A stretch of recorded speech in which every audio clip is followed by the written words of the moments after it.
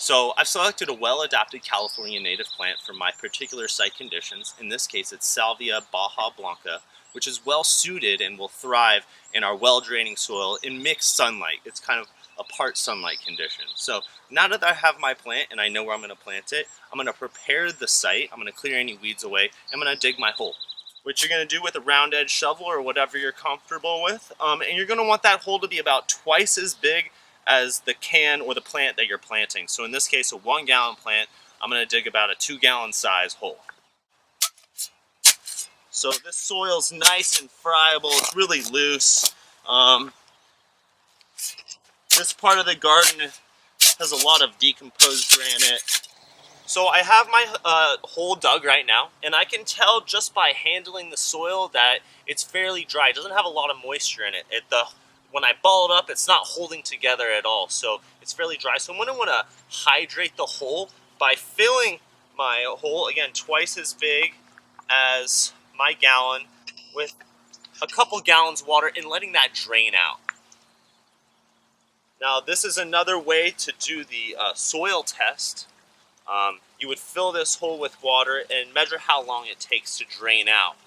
Faster it drains, the more sandy or coarse your soil is. So we have our hole dug and we've let the water drain out. Now it's time to place the plant inside the planting hole to measure your depth.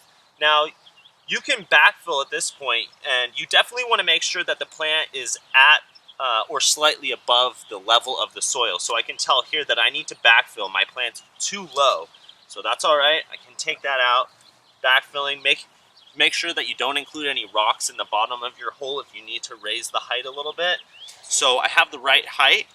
I'm going to pop that plant out, and I've selected a really good plant with nice, well-developed roots, not girdled.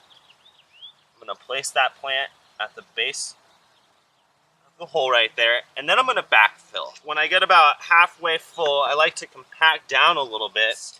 We're pushing out the air. Again, it's all about its root to soil contact, which we want to be very high so that the plant can access water and nutrients in the soil. So again, I'm going to pack down a bit, and now that I'm pretty much right at the level of the plant, what I'm going to do next is build a little berm with some remaining soil, and I'm going to leave that berm up for a couple months to maybe a year, depending.